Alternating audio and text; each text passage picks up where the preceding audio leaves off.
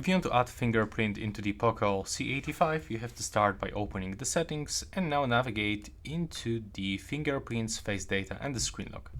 Now you have to select the fingerprint unlock, wait for this loading screen and you have to input your current screen lock. Now we have to add the fingerprint. So the sensor is located on the power key. So you have to place your finger on this. And now when you see this animation that change, you have to lift and put your finger one more time.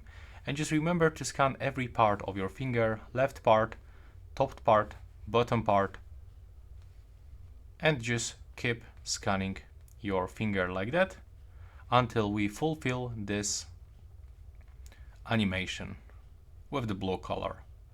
So it will take around 40-50 seconds, depends how many attempts you have to perform.